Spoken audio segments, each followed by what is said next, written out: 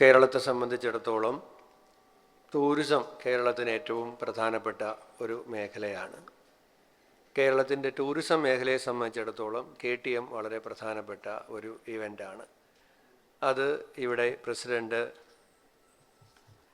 ഈ എഡിഷനെ സംബന്ധിച്ചിട്ടുള്ള വിവരങ്ങൾ പറയുകയുണ്ടായി.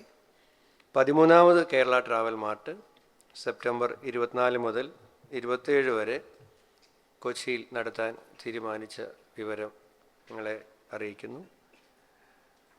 75 രാജ്യങ്ങളിൽ നിന്നും 610 അന്തർദേശീയ രജിസ്ട്രേഷനുകളും വിവിധ സംസ്ഥാനങ്ങളിൽ നിന്നും 1750 ആഭ്യന്തര രജിസ്ട്രേഷനുകളും ഇപ്പോൾ തന്നെ ഉണ്ടായിട്ടുണ്ടെന്നാണ് മനസ്സിലാക്കുന്നത്. അതുപോലെ തന്നെ കേരള ട്രാവൽ മാർട്ടിന് എല്ലാ കാലത്തും കേരളത്തിൻ്റെ ടൂറിസം മേഖലയിൽ കേരളത്തെ ലോകത്തിൻ്റെ മുൻപിൽ വളരെ മനോഹരമായി അവതരിപ്പിക്കുന്നതിന് വലിയ പങ്ക് ഉണ്ടായിരുന്നു. ആ പ്രാധാന്യത്തോടു കൂടി ഇനിയും അത് മുന്നോട്ട് കൊണ്ടുപോകാനാണ് നമ്മൾ ഉദ്ദേശിക്കുന്നത്. ഇതിനകത്ത് ടൂറിസം മേഖലയിലെ വിവിധ സ്റ്റേക്ക് ഹോൾഡർമാർ, ആഭ്യന്തര വിദേശ ടൂർ ഓപ്പറേറ്റർമാർ, ഹോട്ടലുകൾ, ട്രാൻസ്പോർട്ട് ഓപ്പറേറ്റർമാർ, MIC പ്ലാനർമാർ, വെൽനസ് സേവനദാതാക്കൾ, എക്സ്പീരിയൻഷ്യൽ ടൂറിസത്തിൻ്റെ പങ്കാളികൾ, ഇവരെല്ലാം ഒറ്റ വേദിയിൽ ഒരുമിച്ച് കൊണ്ടുവരിക എന്നുള്ള വലിയ ഒരു ദൗത്യമാണ് KTM വളരെ വിജയകരമായി ഈ 12 എഡിഷനിലും നിർവഹിച്ചിട്ടുള്ളത്. അതിന് എല്ലാ മാധ്യമ സ്നേഹിതന്മാരുടെയും പിന്തുണ ഞങ്ങൾ ഈ അവസരത്തിൽ KTM-നും കേരള ഗവൺമെൻറ്റിൻ്റെയും പേരിൽ, ടൂറിസം ഡിപ്പാർട്ട്മെൻറ്റിൻ്റെയും പേരിൽ അഭ്യർത്ഥിക്കുകയാണ്. വിദേശ മാധ്യമ പ്രവർത്തകരും നാഷണൽ മീഡിയയുടെ മാധ്യമ സുഹൃത്തുക്കളും കേരളത്തിലെ മാധ്യമങ്ങൾക്ക് വേണ്ടി പ്രത്യേക മീഡിയ സെൻറ്ററും അവിടെ KTM-ൻ്റെ ഭാഗമായിട്ട് ഒരുക്കിയിട്ടുണ്ട്. അങ്ങനെ ദേശത്തും വിദേശത്തും ഒക്കെയായി കേരളത്തിൻ്റെ ടൂറിസത്തിൻ്റെ പുതിയ സാധ്യതകളെ, പുതിയ പ്രോഡക്റ്റുകളെ അതിവരോട് വിശദീകരിക്കേണ്ടായി. ഇപ്പോൾ MIC അതുപോലെ വെൽനസ് പഴയതാണ്, നമുക്ക് വലിയ കുത്തകയുള്ള മേഖലയാണ്. ആയുർവേദമാണെങ്കിലും വെൽനസ് ടൂറിസം ആണെങ്കിലും അതിനെ കുറച്ചും കൂടി ആകർഷകമായി ലോകത്തിൻ്റെ മുമ്പിൽ അവതരിപ്പിക്കുന്നതിന് ഡിപ്പാർട്ട്മെൻറ്റും തീരുമാനിച്ചിട്ടുണ്ട്. ഒന്നുകൂടി ഒന്ന് റീബ്രാൻഡ് ചെയ്യാൻ, നമ്മുടെ വെൽനസ് ടൂറിസത്തെ, ആയുർവേദത്തെയൊക്കെ ഒന്നുകൂടി ഒന്ന് റീബ്രാൻഡ് ചെയ്യാൻ, ഈ ഗോഡ്സ് ഓൺ കൺട്രി എന്നുള്ളത് ഒന്നുകൂടി ഒന്ന് വളരെ നേരത്തെ നമുക്ക് ഇക്കാര്യത്തിൽ ഒരു വലിയ ഒരു ആധികാരികമായ മുൻതൂക്കമുണ്ട്. പക്ഷെ അതുണ്ട് എന്ന് മാത്രം പറഞ്ഞ് നമ്മൾ ഇരുന്നുകൊണ്ട് കാര്യമില്ല. അപ്പം പുതിയ കോമ്പറ്റീഷൻസ് ഉണ്ട്. നമ്മൾ ഈ കേരളം മത്സരിക്കുന്നത് രാജ്യങ്ങളുമായിട്ടാണ്, സംസ്ഥാനങ്ങളുമായിട്ടല്ല. ലോകത്തെ വിവിധ രാജ്യങ്ങളുമായിട്ടാണ് ടൂറിസം മേഖലയിൽ നമ്മൾ കോമ്പീറ്റ് ചെയ്യുന്നത്. അപ്പോൾ നമ്മൾ നമ്മുടെ ഒരു ആധികാരികത ഉണ്ട് എന്നൊക്കെ പറഞ്ഞിരുന്നാൽ ചിലപ്പോൾ നമ്മൾ പിന്തള്ളി പോകും. അപ്പോൾ അതുകൊണ്ട് നമ്മൾ ഒന്നുകൂടി അതിനെ റീബ്രാൻഡ് ചെയ്യുന്നതിനുള്ള ഒരു അവസരമായിട്ട് കൂടി ഡിപ്പാർട്ട്മെൻറ്റ്, ഗവൺമെൻറ് KTM-നെ കാണുകയാണ്. അതേപോലെ തന്നെ നമ്മൾ റെസ്പോൺസിബിൾ ടൂറിസത്തിനും അപ്പുറത്തേക്ക് സസ്റ്റൈനബിൾ ടൂറിസത്തിൻ്റെ മേഖലയിലേക്ക് കടക്കുന്നു. ഹോം സ്റ്റേസിന് കൂടുതൽ പ്രാധാന്യം കൊടുക്കുന്നു. ബാക്ക് വാട്ടർ ടൂറിസവും അങ്ങനെ നിലവിലുള്ള പ്രോഡക്റ്റുകളുടെ കൂടെ തന്നെ നമ്മൾ നവീനമായ പുതിയ പ്രോഡക്റ്റുകളും ഇൻട്രൊഡ്യൂസ് ചെയ്യുന്നു. ലോകത്തെ നമ്മൾ ഇനി എത്താത്ത രാജ്യങ്ങളിലേക്കും നമ്മുടെ മാർക്കറ്റിംഗ് എത്താൻ വേണ്ടിയിട്ടുള്ള പരിശ്രമങ്ങൾ ഈ മേഖലയിലുള്ള ഏറ്റവും പരിണിതപ്രജ്ഞരായ, അനുഭവസമ്പന്നരായിട്ടുള്ള ആളുകളാണ് ഇതിനെല്ലാം നേതൃത്വം കൊടുക്കുന്നത്. അപ്പോൾ അവരുടെ എല്ലാം സഹായത്തോടു കൂടി അത് നിർവഹിക്കാനാണ് തീരുമാനിച്ചിട്ടുള്ളത്. നിങ്ങൾക്ക് എല്ലാവർക്കും അറിയുന്ന പോലെ ടൂറിസത്തിന് ഈ വർഷം ബജറ്റിൽ കൂടി നമ്മൾ വ്യവസായത്തിന് ലഭിക്കുന്ന എല്ലാ സൗകര്യങ്ങളോട് കൂടിയിട്ടുള്ള ഇൻഡസ്ട്രി സ്റ്റാറ്റസിലേക്ക് കൊണ്ടുവരികയാണ്. ആദ്യ മീറ്റിങ്ങിൽ തന്നെ ഈ മേഖലയിലുള്ളവരുടെ എല്ലാം ആവശ്യമായിരുന്നു. ആദ്യ ബജറ്റിൽ തന്നെ നമ്മളത് അംഗീകരിച്ചിട്ടുണ്ട്. എൻ്റെ ഒപ്പം ടൂറിസം സെക്രട്ടറി ഉണ്ട്, ഡയറക്ടറുണ്ട്, അഡീഷണൽ ഡയറക്ടറുണ്ട്. ഞങ്ങൾ ഡിപ്പാർട്ട്മെൻറ്റ് അതിനകത്ത് എന്തെല്ലാം കാര്യങ്ങളാണ് അടിയന്തരമായി ചെയ്യാൻ ഉദ്ദേശിക്കുന്നത് എന്നുള്ള കാര്യം വരും ദിവസങ്ങളിൽ നിങ്ങളെ അറിയിക്കും. അതിനുള്ള മീറ്റിങ്ങുകളും ഡ്രാഫ്റ്റുമൊക്കെ തയ്യാറായി വരുന്നതേ ഉള്ളൂ. അതുകൊണ്ടാണ് അതിന് ഇപ്പം പറയാൻ കഴിയാത്തത്. അത് പക്ഷേ അധികം വൈകാതെ തന്നെ അത് മീഡിയയിൽ കൂടി തന്നെ അറിയിക്കും. അതിനു മുമ്പ് ഈ സ്റ്റേക്ക് ഹോൾഡേഴ്സുമായിട്ടുള്ള 1-2 മീറ്റിങ്ങുകളിലൂടെ ഞങ്ങൾ അത് ഫൈനലൈസ് ചെയ്യുന്നതിന് മുമ്പ് എടുക്കേണ്ടതായിട്ടുണ്ട്. അപ്പോൾ അതുകൂടെ എടുത്തതിന് ശേഷമാണ് ഞങ്ങൾ ഡിപ്പാർട്ട്മെൻറ്റും ഗവൺമെൻറ്റും അതിലേക്ക് അവസാനമായിട്ട് കടക്കുന്നത് എന്നാണ് ഇതിനെക്കുറിച്ച് പറയാനുള്ളത്. അപ്പോൾ അതുകൊണ്ട് ഇത് KTMൻ്റെ നിങ്ങളുടെ എല്ലാവരുടെയും സഹായം, കേരളത്തിലെ മാധ്യമ സ്നേഹിതരുടെ, നാഷണൽ മീഡിയയുടെ, ടൂറിസം മേഖലയിൽ പ്രവർത്തിക്കുന്ന മാധ്യമ സുഹൃത്തുക്കളുടെ എല്ലാവരുടെയും പ്രത്യേകമായ സഹായം, പിന്തുണ ഞങ്ങൾ ഈ അവസരത്തിൽ അഭ്യർത്ഥിക്കുകയാണ്. ബഹുമാനപ്പെട്ട മുഖ്യമന്ത്രി സെപ്റ്റംബർ 24 കൊച്ചിയിൽ ഇതിൻ്റെ ഗ്രാൻഡ് ഹയാത്ത് ബോൾഗാട്ടിയിൽ 24-ാം തീയതി ബഹുമാനപ്പെട്ട മുഖ്യമന്ത്രി ശ്രീ VD സതീശൻ ഈ 13ാമത്തെ എഡിഷൻ ഉദ്ഘാടനം ചെയ്യും. അപ്പോൾ അതിൻ്റെ ഡീറ്റെയിൽസും മറ്റു കാര്യങ്ങളും എല്ലാം ഇവിടെ KTMൻ്റെ ഭാരവാഹികൾ പറഞ്ഞിട്ടുണ്ട്. ഇനി സംശയമുള്ളത് അവർ കൂടുതൽ അവരാണ് എക്സ്പ്ലെയിൻ ചെയ്യും. ഒരിക്കൽ കൂടി നിങ്ങളുടെ എല്ലാവരുടെയും സഹായം ലോകത്തെ ഏറ്റവും പ്രധാനപ്പെട്ട ഒരു ടൂറിസം ഇവൻറ്റുകളിൽ ഒന്നായ KTMന്, സംസ്ഥാന സർക്കാരിനും KTMൻ്റെ ഭാരവാഹികൾക്കും വേണ്ടിയിട്ട് അഭ്യർത്ഥിക്കുന്നു. ഒരു സിഗ്നേച്ചർ വീഡിയോ നമ്മുടെ KTMൻ്റെ ഈ കൊല്ലം പ്രകാശനം ചെയ്ത Heritage cuisine, Kerala has it all. But if you think that's all there is to God's own country, well, think again. This year, India's largest tourism Buyasala Mart is back. Bigger, better, and more focused on tourism and business partnerships than ever before. This year's edition of KTM is all set to welcome new buyers, opening doors to new international markets. This is your chance to get a front row seat to high-impact seminars and discover new possibilities. Meet the best in the industry through networking dinners and interactive sessions. Tourism ഒരു വ്യവസായമായിട്ട് പ്രഖ്യാപിച്ചിട്ടുണ്ടല്ലോ. മുമ്പും അങ്ങനെയുള്ള ചില തത്വത്തിലുള്ള പ്രഖ്യാപനങ്ങളൊക്കെ ഉണ്ടായിട്ടുണ്ട്. പക്ഷേ ഇതിൽ ഈ പ്രഖ്യാപനത്തിനപ്പുറത്തേക്ക് ഇതിൻ്റെ ഒരു ഫ്രെയിം വർക്ക് എന്താണെന്ന് തീരുമാനിച്ചിട്ടുണ്ടോ? കാരണം ഈ ഒന്ന് പോസിറ്റീവായി നമുക്ക് സബ്സിഡികളൊക്കെ ഉണ്ടാവും, പക്ഷേ നെഗറ്റീവായ ഒരു സൈഡ് ഈ KSEB വൈദ്യുതി ചാർജുകളൊക്കെ കൊമേഴ്സ്യൽ താരിഫിലേക്ക് മാറുന്ന പ്രശ്നങ്ങളുണ്ടാവും. അപ്പം അതിൻ്റെ ഒരു ഫ്രെയിം വർക്ക് ആയിട്ടുണ്ടോ പ്രഖ്യാപനത്തിനപ്പുറത്തേക്ക്? അത് സെക്രട്ടറിയുടെ നേതൃത്വത്തിൽ അതിൻ്റെ ഒരു ഫ്രെയിം വർക്ക് തയ്യാറാക്കിക്കൊണ്ടിരിക്കുകയാണ്. ഗവൺമെൻറ്റിൻ്റെ ഒരു ഡ്രാഫ്റ്റ് ഉണ്ടായതിന് ശേഷം സ്റ്റേക്ക് ഹോൾഡേഴ്സുമായിട്ട് കൂടെ ഒരു മീറ്റിംഗ് എടുത്തതിന് ശേഷം അത് ഫൈനലാക്കാൻ ഉള്ളതാണ്. അതെന്തായാലും ഈ മാസം ആദ്യം തന്നെ അത് സംബന്ധിച്ചിട്ടുള്ള ചില കാര്യങ്ങൾ പറയാൻ കഴിയുമെന്നാണ് ഞാൻ വിചാരിക്കുന്നത്. ഈ ജൂലൈ ഫസ്റ്റ് വീക്കിൽ തന്നെ പറയാൻ പറ്റും. ഫൈനലായിട്ടല്ല, അതുമായി ബന്ധപ്പെട്ട ചില കാര്യങ്ങൾ ജൂലൈ ഫസ്റ്റ് വീക്കിൽ തന്നെ പറയാൻ കഴിയും. ഡ്രാഫ്റ്റ് സെക്രട്ടറിയുടെ നേതൃത്വത്തിൽ തയ്യാറാക്കുകയാണ്.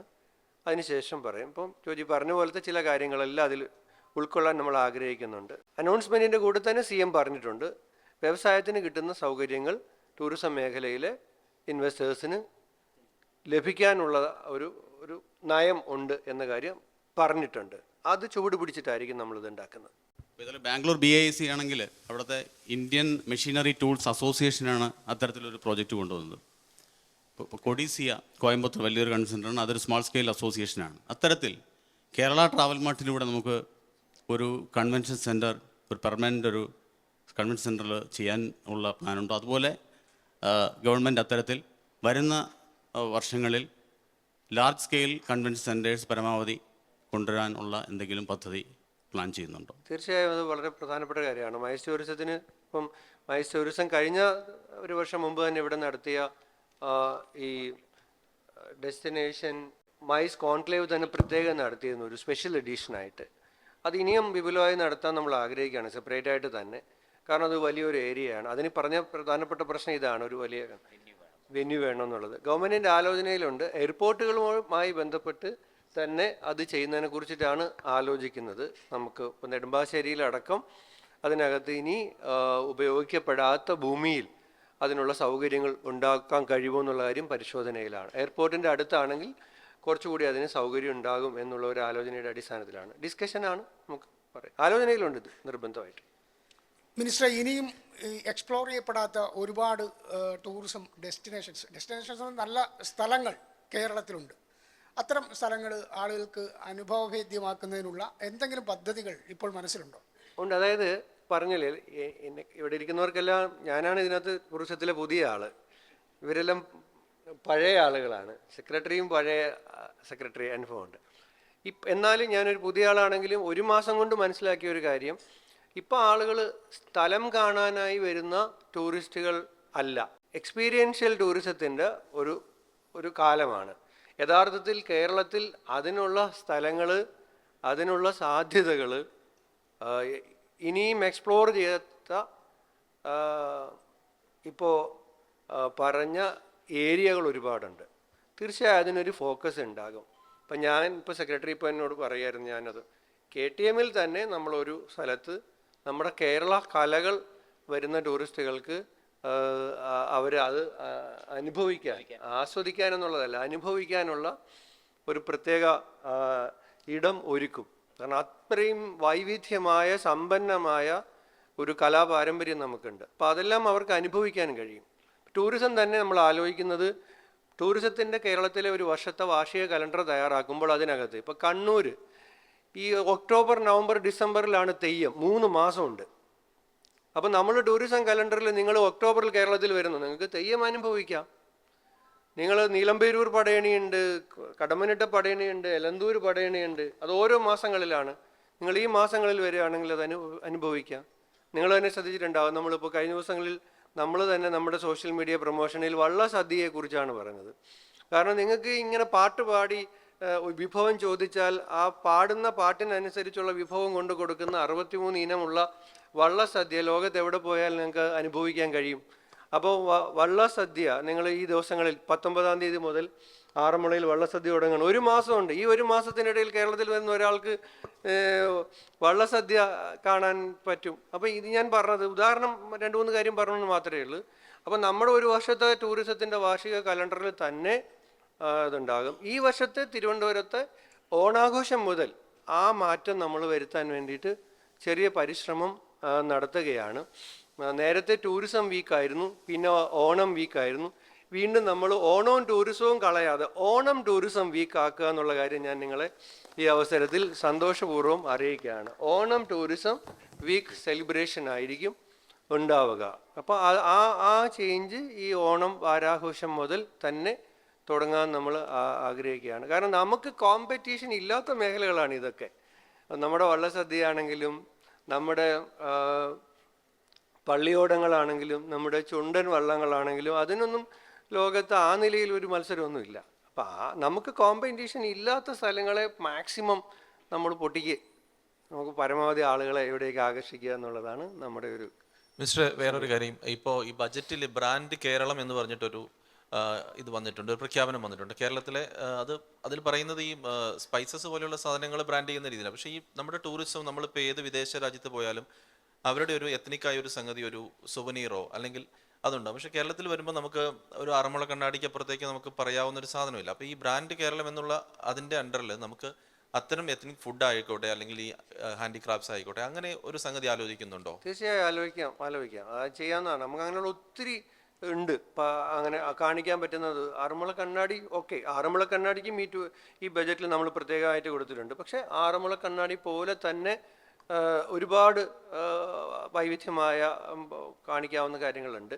ബ്രാൻഡ് കേരളത്തോടൊപ്പം തന്നെ അതിനകത്തൊരു ബ്രാൻഡ് വയനാട് നമ്മൾ പറഞ്ഞത് നേരത്തെ അഡീഷണൽ സെക്രട്ടറി പറഞ്ഞപ്പോൾ പറഞ്ഞു, ഈ ചൂരൽമലയ്ക്ക് ശേഷം വയനാട്ടിലേക്ക് വരുന്നത് അത്ര സേഫ് അല്ല എന്ന തലത്തിലൊക്കെയുള്ള ചില പ്രചരണങ്ങളൊക്കെ ഉണ്ടായ സമയത്താണ് നമ്മളൊന്ന് ബ്രാൻഡ് വയനാട് എന്ന് പറഞ്ഞിട്ട് പ്രത്യേകമായിട്ട് ഇവിടെ പറഞ്ഞത്. കാരണം അല്ലെങ്കിൽ അവിടേക്ക് ആളുകളെ എത്തിക്കുന്നതിന് ചെറിയ തടസ്സം ഉണ്ടായതുകൊണ്ടാണ്. തീർച്ചയായും ജോജി പറഞ്ഞ പോലെ നമുക്ക് നമ്മുടേതായ കാര്യങ്ങൾ, ബ്രാൻഡ് കേരള, അത് ഞാൻ നേരത്തെ എടുത്തു പറഞ്ഞത് അതുകൊണ്ടാണ്. നമുക്ക് നല്ല പൊസിഷൻ ഉണ്ട്, പക്ഷേ അതിനെ നമ്മൾ കൂടുതൽ ഒന്ന് ഈ ഗോഡ്സ് ഓൺ കൺട്രി തന്നെ ഒന്ന് റീബ്രാൻഡ് ചെയ്ത് ഈ വരുന്ന ഒരു വർഷം അവതരിപ്പിക്കാനുള്ള, മാർക്കറ്റ് ചെയ്യാനുള്ള ഒരു മനഃപൂർവ്വമായ പരിശ്രമം കേരള ഗവൺമെൻറ്റിൽ നിന്നും ടൂറിസം ഡിപ്പാർട്ട്മെൻറ്റിൽ നിന്നും ഉണ്ടാകും. ആലോചിച്ച് പറയേണ്ടതാണ്. പക്ഷേ അത് ഏവിയേഷൻ സെക്ടറുമായിട്ടും ഒന്നും ആലോചിച്ച് ചെയ്യേണ്ടതാണ്. ആ സഹായം നമ്മൾ കൊടുക്കേണ്ടി വരും. നമുക്ക് അത്ര ഒരു സാമ്പത്തികമൊന്നും ഇല്ലാത്തതുകൊണ്ടാണ്. ചില സംസ്ഥാനങ്ങളിലൊക്കെ അവർ ചില സബ്സിഡീസൊക്കെ കൊടുക്കുന്നുണ്ട്, നമുക്കൊന്നും പറ്റില്ല. അത് അങ്ങനത്തെ ഒരു സാമ്പത്തിക അവസ്ഥയിലേക്ക് വരുമ്പം തീർച്ചയായും നമുക്ക് ആലോചിക്കാവുന്ന കാര്യമാണ്. ടൂറിസമൊക്കെ ഒന്ന് പുഷ്ടിപ്പെട്ട് അങ്ങനത്തെ ഒരു സാമ്പത്തിക അവസ്ഥയിലേക്ക് നമ്മൾ എത്തട്ടെ എന്ന് ആഗ്രഹിക്കുകയാണ്. ഈ കോവളം, ബേക്കൽ ജലപാത, അതുപോലെ വിഴിഞ്ഞം ക്രൂസ് ടൂറിസം സാധ്യതകൾ, ഇതിനെപ്പറ്റി സർക്കാരിൻ്റെ ശ്രദ്ധയിൽ എന്തെങ്കിലും? അല്ല, ക്രൂസ് ടൂറിസത്തിൻ്റെ കാര്യത്തിൽ നമ്മൾ പോളിസി ഉണ്ട്. ആ കാര്യങ്ങളിലേക്ക് ബാക്കി നടപടി മുന്നോട്ട് കൊണ്ടുപോവുകയാണ്. ക്രൂസ് ടൂറിസം നമുക്ക് നല്ല ഒരു മേഖലയാണ്, നല്ല സാധ്യതയാണ്. അത് നമ്മൾ പൂർണ്ണമായും പ്രയോജനപ്പെടുത്താനുള്ള പോളിസിയുണ്ട്. അതിൻ്റെ ബാക്കി നടപടിക്രമങ്ങൾ നമ്മൾ നടത്തിക്കൊണ്ടിരിക്കുകയാണ്. ഈ ടെൻഷനൊക്കെ ഇവിടെ എങ്ങനെയും ബാധിച്ചിട്ടുണ്ടോ ടൂറിസം ഫ്ലോയിൽ? നന്നായിട്ട് ബാധിച്ചിട്ടില്ല എന്ന് മാത്രമല്ല, ഇപ്പോൾ നമുക്ക് 8 ലക്ഷം കഴിഞ്ഞ ക്വാർട്ടറിൽ 8,21,25 വന്നതാണ്. ഈ 24 7 ലക്ഷമായിരുന്നു എന്ന് മാത്രമല്ല, ഞാനത് ചോദ്യത്തിന് ഞാനിപ്പോൾ പഠിക്കാൻ ശ്രമിച്ചു എന്ന് പറഞ്ഞില്ലേ, എനിക്ക് കണ്ട ഇൻട്രസ്റ്റിംഗ് ആയിട്ടുള്ള ഒരു കാര്യം, നമ്മൾ നേരത്തെ കൂടുതൽ വന്നുകൊണ്ടിരുന്ന USA, ജർമ്മൻ, UK പോലെ തന്നെ ഒരു 4ാമത്തെ പൊസിഷനിൽ നമുക്കിവിടെ എത്തുന്ന ഫോറിൻ ടൂറിസ്റ്റുകളുടെ കാര്യത്തിൽ ഒമാൻ വരുന്നുണ്ട്. അപ്പം ഈ അറബ് എന്ന് പറയുന്നത് നമുക്ക് ഇനിയും നന്നായിട്ട് ഫോക്കസ് ചെയ്ത് കൂടുതൽ ടൂറിസ്റ്റുകളെ കൊണ്ടുവരാൻ കഴിയുന്ന ഒരു സെക്ടറാണ് എന്നുള്ള കാര്യം മനസ്സിലാക്കുന്നുണ്ട്. അപ്പം ഈ GCC വെസ്റ്റ് ഏഷ്യയിലെ ഈ പറഞ്ഞ സംഘർഷങ്ങളൊക്കെ ഉണ്ടെങ്കിലും അവിടുന്ന് ആളുകൾ വരുന്നതിൽ കുറവുണ്ടാകുന്നില്ല. മൺസൂണാണ് അവർ കൂടുതലായിട്ട് വരാൻ ആഗ്രഹിക്കുന്ന ഒരു സമയം. യഥാർത്ഥത്തിൽ നമ്മൾ ഒന്ന് സ്ലോ ആവുന്ന ഒരു ടൈമായിരുന്നു. മഴക്കാലത്ത് ഇവിടെ സത്യത്തിൽ ടൂറിസം ഒന്ന് തണുത്ത് കിടക്കുന്ന സമയമായിരുന്നു മുമ്പ്. പക്ഷേ ഇപ്പോൾ ഈ GCC എന്നുള്ള ആൾക്കാർ മൺസൂണിൽ കൂടുതലായി വരാൻ തുടങ്ങിയതോടുകൂടി നമുക്ക് അതൊരു നല്ല പുതിയ സാധ്യതയായിട്ടുണ്ട്. അപ്പോൾ അതുകൊണ്ട് നമ്മൾ അതിനും കുറച്ചുകൂടെ കൂടുതൽ നമ്മുടെ മാർക്കറ്റിങ്ങും GCCയിൽ കുറച്ചുകൂടെ ഒന്ന് കൂട്ടാം എന്നും കൂടി വിചാരിക്കുകയാണ്. കാരണം നമ്മൾ ഒരു സ്ഥലത്തുനിന്നും മാത്രം നിൽക്കാതെ പറ്റാവുന്ന പുതിയ സ്ഥലങ്ങളിൽ പോവുക. അപ്പോൾ അതുകൊണ്ട് ഈ പറഞ്ഞ ജൂൺ, ജൂലൈ, ഓഗസ്റ്റ് മാസങ്ങളിൽ അവിടെ നിന്നുള്ള ടൂറിസ്റ്റുകളുടെ എണ്ണത്തിൽ വർധനവുണ്ടായിട്ടുണ്ട്. മിനിസ്റ്റർ, ഈ മൺസൂൺ കാലത്ത് സ്വാഭാവികമായിട്ടും ഈ വിദേശത്തു നിന്നുള്ള വിനോദസഞ്ചാരികളൊക്കെ വരുന്നു എന്ന് പറയുന്നു. അപ്പോൾ മിനിസ്റ്റർ, വർധനവുണ്ടായി എന്തോ കേൾക്കാം എവിടെയാ? ഈ മൺസൂൺ കാലത്താണ് വിദേശത്തു നിന്നടക്കം വിനോദസഞ്ചാരികൾ ഇങ്ങോട്ട് കേരളത്തിലേക്ക് വരാൻ താല്പര്യപ്പെടുന്നതെന്ന് പറയുന്നു. പക്ഷേ ഇപ്പോൾ ഉള്ളൊരു പ്രശ്നം എന്ന് പറഞ്ഞാൽ മഴ തുടങ്ങുമ്പോഴേക്കും നമ്മൾ റെഡ് അലർട്ടിലേക്ക് മാറുന്നു. ഇപ്പോൾ ഈ പറയുന്ന മലയോര മേഖലകളിലടക്കം നിയന്ത്രണങ്ങൾ വരുന്നു. അപ്പോൾ സ്വാഭാവികമായിട്ടും അത്തരം ഒരു വിലക്ക് ടൂറിസത്തെ ബാധിക്കില്ലേ? 2 കാര്യമുണ്ട് അതിനകത്ത്.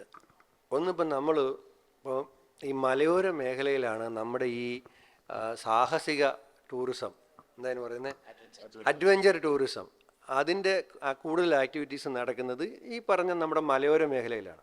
കണ്ണൂരിൻ്റെ എടുത്താലും വയനാടിൻ്റെ എടുത്താലും ഇടുക്കിയുടെ എടുത്താലും ഒക്കെ അഡ്വഞ്ചർ ടൂറിസം ഈ ഏരിയയിലാണ്.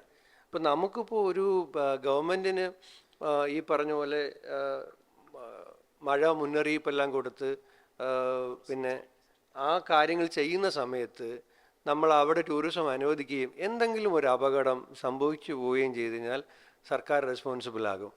അപ്പോൾ ഇതിൻ്റെ ഇടയിൽ ഉള്ള ഒരു മാർഗം നമ്മൾ കണ്ടെത്തേണ്ടി വരും. അതുകൊണ്ടാണ് ഈ പ്രശ്നം വരുന്നത്. കാരണം അവിടെ വളരെ ഈ പറഞ്ഞ സ്ഥലങ്ങളെല്ലാം ഇക്കോളജിക്കലി വളരെ ഫ്രജൈലായിട്ടുള്ള സ്ഥലങ്ങളുമാണ്. 5-6 ദിവസം അടുപ്പിച്ച് മഴ പെയ്താൽ ഫ്ലഡ് പ്രോൺ ആണ് അവിടെ.